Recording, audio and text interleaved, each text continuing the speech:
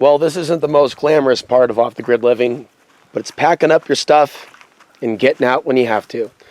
And that's the situation here with this property.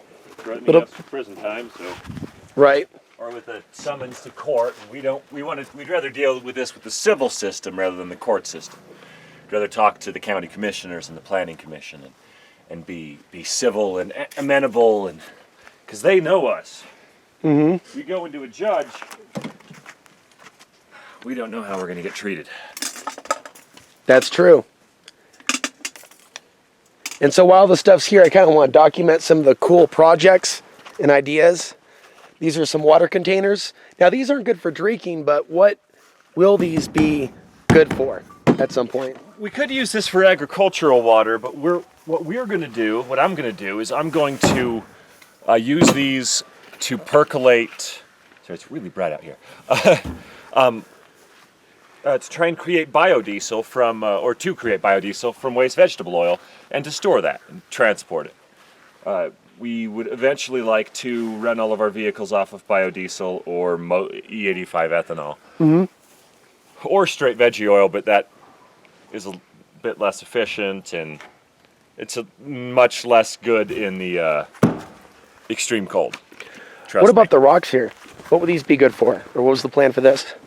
These are going to be a rubble trench foundation, part of a rubble trench foundation, but we'll also use them for walkways, pathways.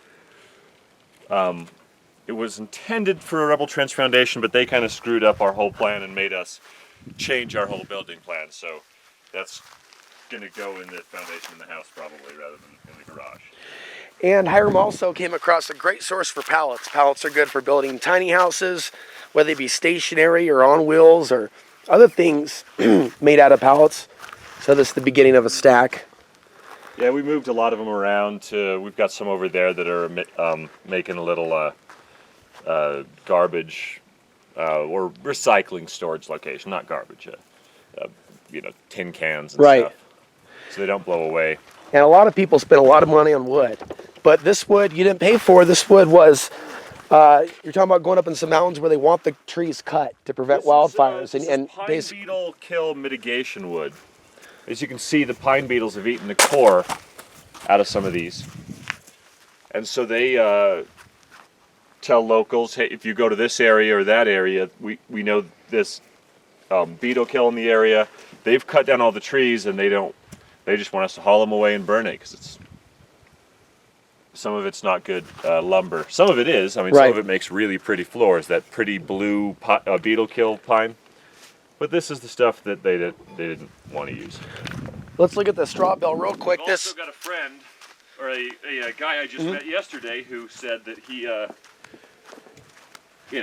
lives in town, doesn't know anyone who burns wood. Everyone in town heats with natural gas or whatever, runs off the grid, or runs on the grid.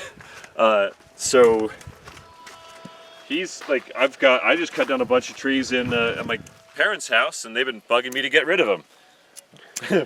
I'll pay you to remove them. I was like, oh, you're kidding, don't pay me. Just let me take the wood. Now, not everybody gets that score every day out here. That's great. No, not everybody, but you just make friends with people. And this was put together over the course of a few hours, just a couple days ago. Yeah. Just as a, extra shelter or something other than... Tool shed, whatever. We have a few guests that were staying in a truck, and this is something that is obviously a step up. Not necessarily good for long-term in the winter without... Oh, no, not at all. But short-term, definitely. Let's take a quick look in here. All right. So what's it like in here? How's it, how insulated is it? Not that well, because all of these holes that are the drafts come straight through the wall. Yeah. Right. But we've got a couple of solar panels hooked up to a deep cycle battery that we had spare, and gave them a light and a charging station. So we made a little bunk here. It was a little innovative in how you put the pallet right here being held up by the straw bale right there. This is tied down with paracord, main support beam here, and a gigantic piece of steel. Nick and I actually have the same machete. But yeah, I mean, to make it more insulated, we just have to like tarp the outside or fill these corners and all these nooks and crannies with straw. That'd make a huge difference. Yeah, And of course, these can be reused. You know, they could be kept in their condition by putting these in bags and then using these as, you know, basically like blocks in a straw bale home that you would basically reinforce with concrete on the outside. So this basically would be hardened. So this would kind of set up your foundation. You build an exterior, and I have a friend that has lived in a home like this, a straw bale home, for over 10 years, and it's not in a state of collapse. In fact, it has a really good foundation. This is a porta potty, and these rent out for about $100 a month. So there's some concern from some long-term residents that fecal matter is just being dumped randomly. And the fact of the matter is, porta potties can be rented and put on a property. So when they say that you have to have a septic and all that, they don't generally have a concern for the environment or where people are putting their waste, because this answers that, and it adds to the business in San Luis. So if someone's actually making money servicing this, this eliminates the whole question as to where someone's putting their fecal matter. So we're highlighting that we're basically being pushed from this place for no reason whatsoever, other than the fact that we don't have lots and lots of money to buy everything that they're requiring now. Exactly. According to the code, we're supposed to have a septic tank accessible to the land. This is a septic system accessible to us. We're renting it from someone else. In fact, as we're talking right now, Chloe is in there talking to the porta potty company saying, I'm very sorry we can't continue your business because we've got to leave. They're, regardless of trying to follow the rules by renting a porta potty, they're making us go. So this is a 550 watt solar array here. Okay. Of course, none of this is mounted right now because it's not going to be staying with this rig. And I'd rather not have it laying on the ground like that, but it's not going to blow over. It's pretty good. These wires, however, we're going to take some of them and use them to hook up his panels, because having all this extra slack here cuts your power.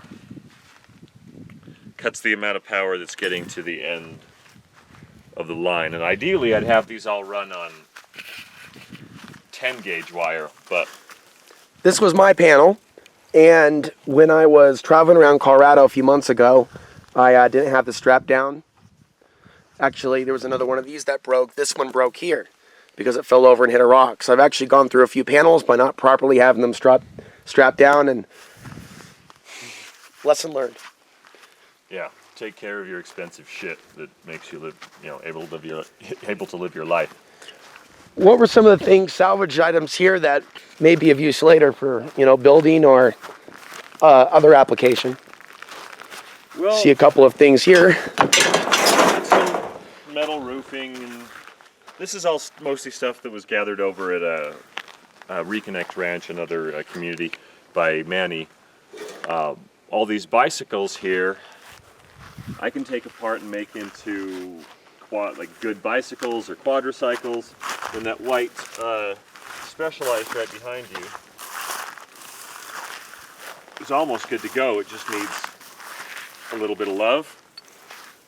And then these ones that are cut in half here are perfectly good to make into tricycles or quadricycles or whatever. And then that trailer frame, that was an old bicycle trailer, I'm going to try and make into a dune buggy or little bicycle quadricycle thing. And over here, you have a new water container for hauling water. Yeah. There's a misconception that everybody goes to San Luis, and in fact, there's places you can go in Manassa, Alamosa, and other towns. So this is 35 gallons, and this was purchased at Big R for about $100 or so. Okay. So Big R is the spot to go. Plus like a $4, that nozzle was $4. It doesn't actually gravity feed out of the nozzle. We use a pump to pump it into our RV water tank so that the water doesn't freeze. This is a direct current pump. This is a DC pump, and I just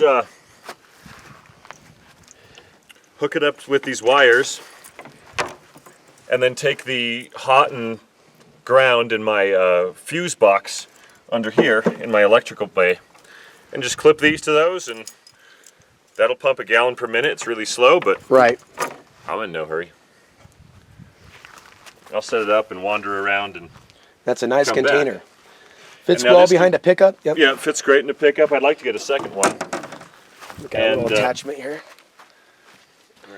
Yeah, it will slowly feed water out of there, but it won't have. It doesn't have enough weight to have enough pressure to really push it through a hose at any rate. What we're working on right now with, or what Manny was working on, we're a lot of projects on that rig right now because we're getting ready to roll. Putting the bubble insulation for all of your windows, all the windows in that motorhome. That stuff really makes it's really a game changer. In addition to doing the windows, we're going to put some in the walls, but having like this, when we were living in Montrose last winter, we every morning I'd get up, pull that out, open the window, push out all of the broken, like all of the ice that had built up on both sides of the window, just like half-inch thick ice, and put that back in, and we're perfectly warm, or well, not perfectly warm, but we're warm enough in here. Right. Now, we've got, this is a Silverfire Mini Mongolian stove from Silverfire in, I believe it's Eugene, Oregon. A rocket stove with a simple 3-inch pellet vent here, so the stovepipe is a lot cheaper than your 8-inch, and it's a lot easier to install, and it's a nice size for an RV. And then you've got the firebox. All your wood goes down in this lower section through here. Ashes fall through to the bottom, and you have a secondary gasifying burn chamber right here, or a rocket stove gasifying burn chamber. So I've got a wood gas burning stove around my wok. This is leftovers from earlier. I'm gonna eat that for lunch. And this is I don't know, $370 or something. I'm not sure. So we Exactly. I got this one scratch and dent because it's kind of it was kind of beat up, and there's a broken leg, and the paint's a little chipped. So unlike a wood stove, you have oxygen coming in from the outside. Yes. Yeah. This is the air intake here. I just took some plumbing vent, or some simple dryer vent. Dryer vent, and just hooked it to this air intake on the side here. So, true, some air gets sucked up from the bottom, but most of the air burned by the rocket stove comes in through that.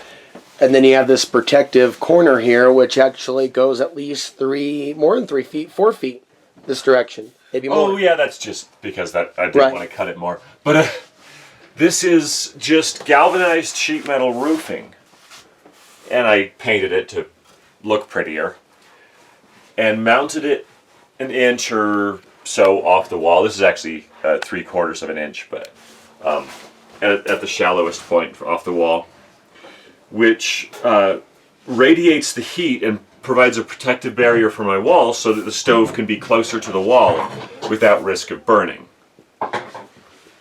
Important to not, burn to death in your RV. Now really I could have this with this close all around here. That would be fine. I could have shoved this stove all the way over here, but I wanted space to cook. And I've got plenty of space in this rig. In Alex's rig, if we do a similar rocket stove with that, or we build our own, if we buy another Mini Mongolian, put it in there, or we build our own from this propane tank over here. Right. We salvaged this when we were helping Neil and Penny clean their stuff up on their old property. All we would have to do here is cut a circle there, build a firebox. This will be the metal gasifying expansion chamber for the firebox. Ideally, you would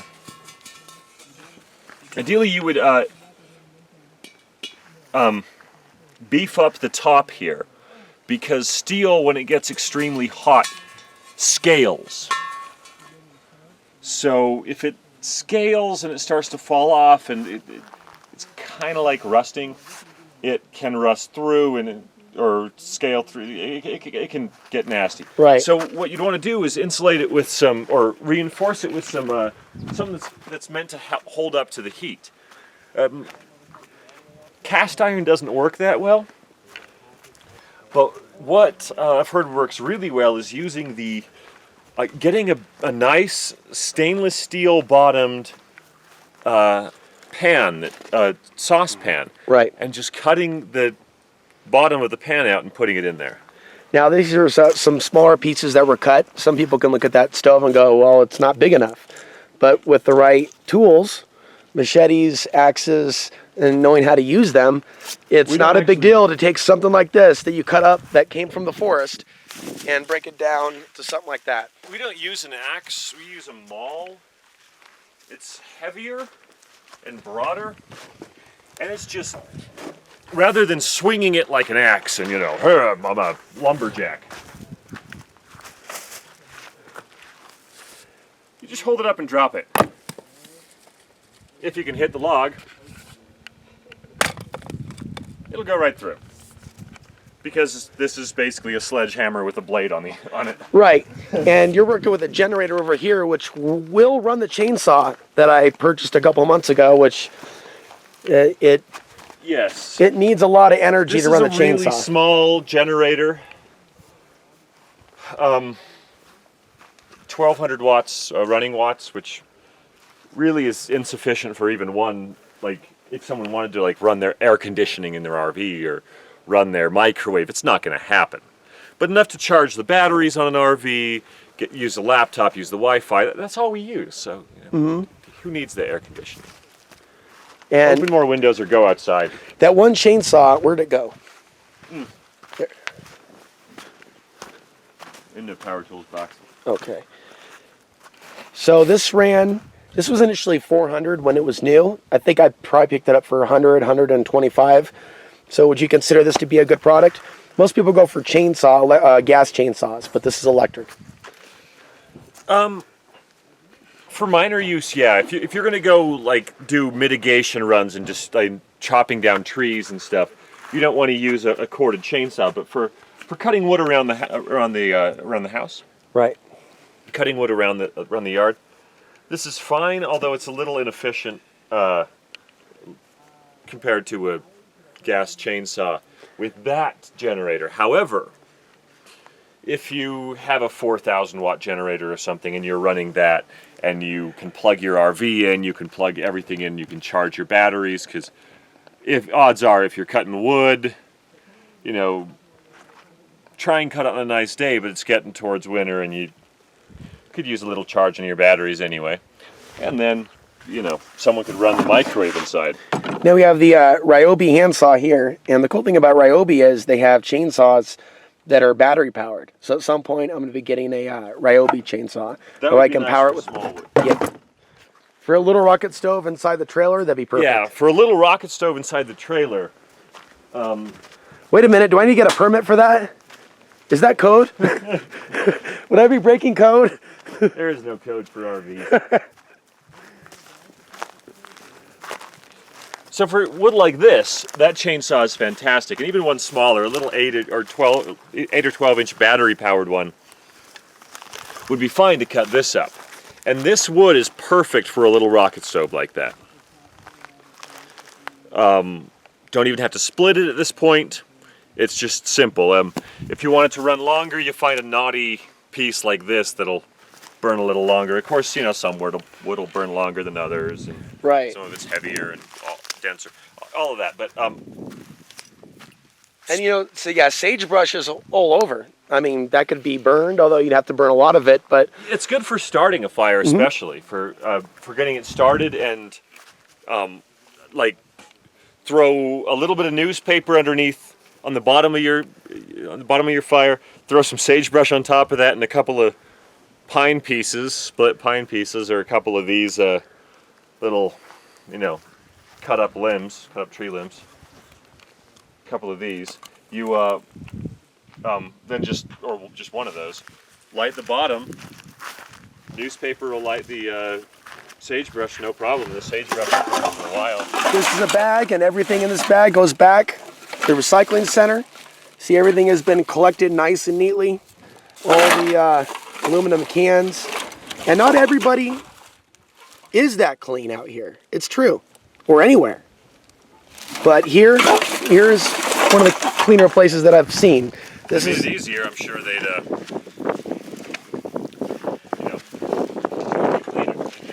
made it easier to take care of your trash. Instead of 12 hours a month of trash dump off for a cost of $5 a bag. Right. That is ridiculous. Now, they refuse to there's only one trash carrier in town. There's no landfill. Or in the county, there's no landfill. The trash carrier has a monopoly, and he takes advantage of that. we'll have to take a closer look at that in the future, the trash monopoly. And even though the county is growing, they're choosing to not add services. That sounds like a local county issue to prevent growth and use them as an excuse. It's a little, what kind of tree is this? Jade plant. Jade plant. It's a succulent. It's really easy to clone. You can just break off a leaf and clone it. I've got another jade in my on my desk in a little Buddha jar. Well, one thing we don't see here is a massive marijuana grow operation. We don't see any plants at all. So, do you have them hidden maybe here? Is this like a new technology of growing pot where you use lots of water, but it's like really small? Friend gave me that plant, and he's like, "Well, that'll be interesting to have around. You might as well, you don't have to water it. Like, you can forget about it, and it'll keep going. So whatever." Well, it's great to grow stuff out here if one can bring in a little bit of soil and a little bit of water. Yeah, this doesn't require any additional water. Who ever thought water would be such a tense issue? But I did. I grew up in the desert, but and we're seeing the drought in Oregon and Washington. We're seeing major changes now on the planet that have nothing to do with marijuana growing and has everything to do with water in general. It's just the distribution of it. Right. Really, it's like storms are getting so severe in some areas and not in others, and there's all sorts of factors. I'm not an environmental scientist.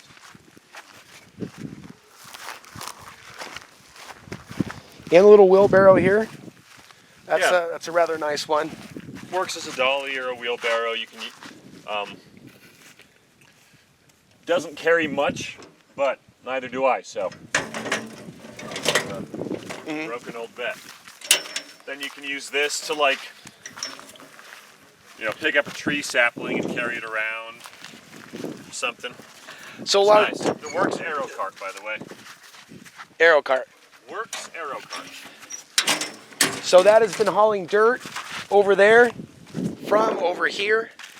The initial plan was to level this out and build a garage. The county has shown some sort of dislike of that idea. Right now, things are pretty much up in the air. Then garage, and we were going to build a garage out of super adobe construction, and they said, "Whoa, you're not really building." Like, well, we've gathered our foundation, our rubble trench foundation. We've nearly leveled this by hand.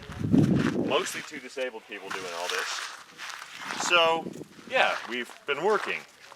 But they accuse us of not actually building. So we decided to bite the bullet and order a Quonset home. Not Quonset home, a Quonset structure to make for the garage. So it's on its way. We're going to build up a Quonset, prep the foundation, do the foundation, do the Quonset, all while we are no longer allowed to live on our land while doing it. So that's just So you still own the land, but you're driven from the land temporarily, but you're not giving up on the land. You're moving forward with your projects. I'm moving forward with my project. This is the spot of Kaitree Humanist Monastery, and this is going to be Kaitree's bicycle shed, and maybe or tiny house, build a building facility, whatever. It's a garage. It's stuff to do things. Place to do things. It's a rather big garage, true, but Right. doing a lot of things. And so, Might have to pull a full RV in there to rebuild the whole thing. so you want to provide a place for people to travel here, and tell a little bit more about the intentions behind the monastery idea, which is not typical compared to maybe most monasteries. A little bit different, perhaps. A little bit different, simply because most monasteries are focused on worship, and we're humanists. We don't worship.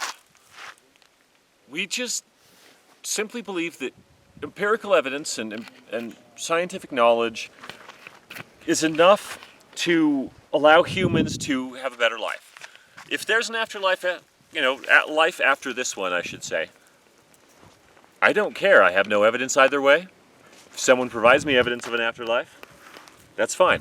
I personally have an out-of-body experience, and that can be explained by science because I just fallen on my head off a 20-foot cliff. So, yeah, if someone can provide scientific evidence of an afterlife, I will believe in an afterlife. But for now, this life is the only one we know we have, so we might as well make it better for everyone. So if someone is being,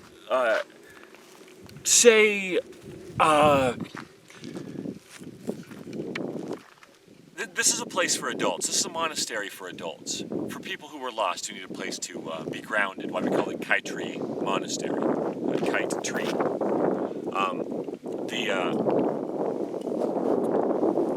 If someone is, say, as around here, this is a big problem. Not specifically here, but more a little west of here. There are still polygamist Mormon groups, the FLDS, Warren Jeffs group, and all those people. They tend to kick their young men out at 14 with very little education, and they know how to build things, but they don't know how to count, barely. So they can work as cabinet makers or something, but if they can't get work, they're screwed. And when they can get work, a lot of times they're screwed. They need a place to stay and recover and get their feet under them. We could be that place. Also, we could offer eventually.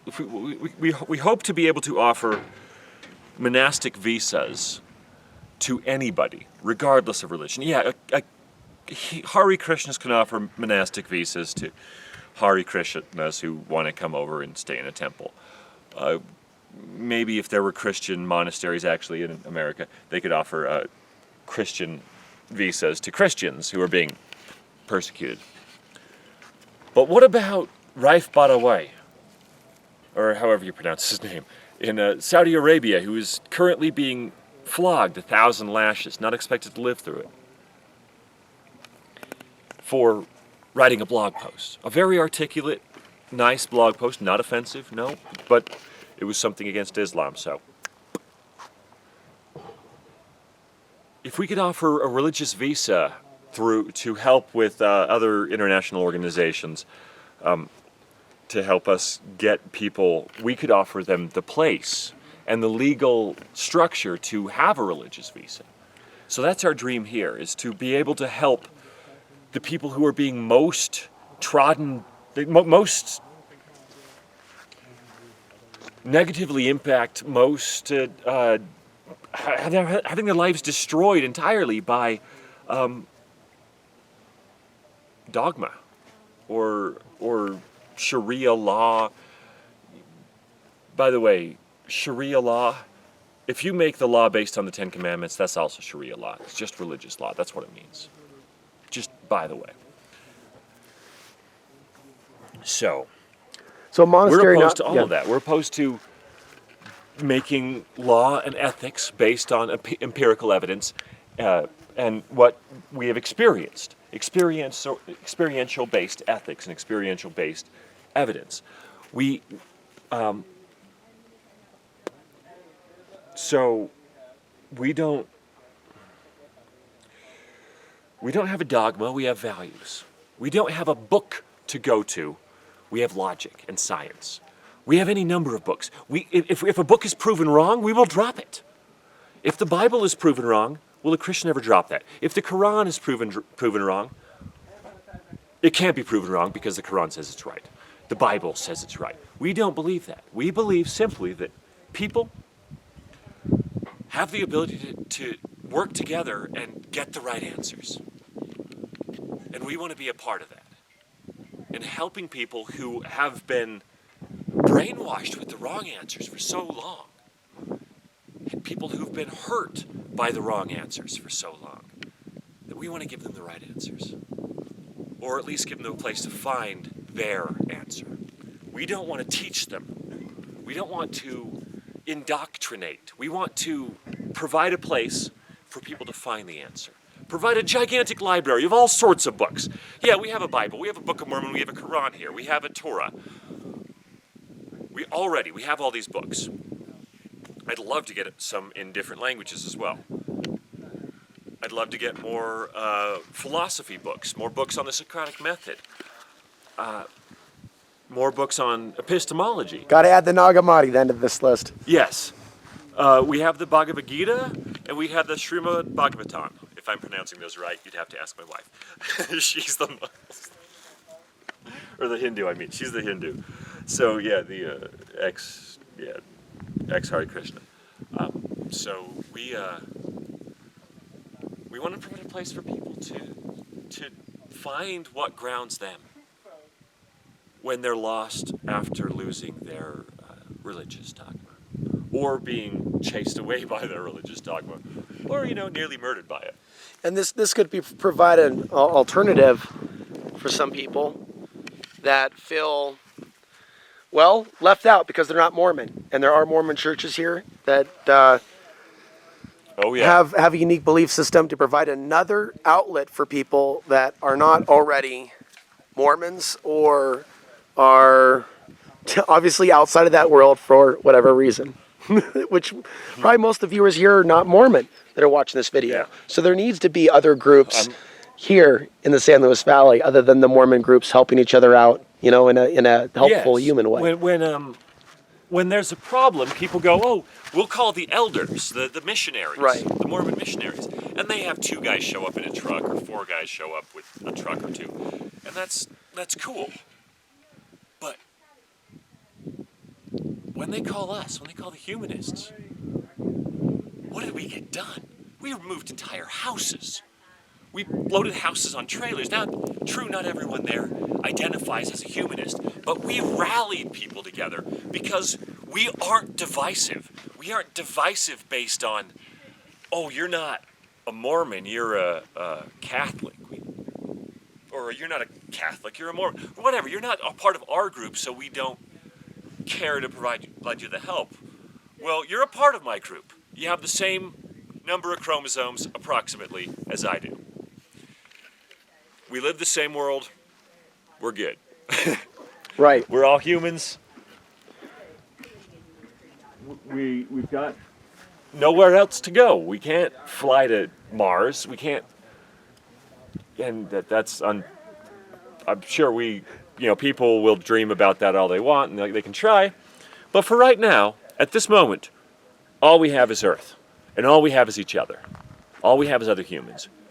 Why not make it better for everyone? Regardless of dogma. Regardless of indoctrination.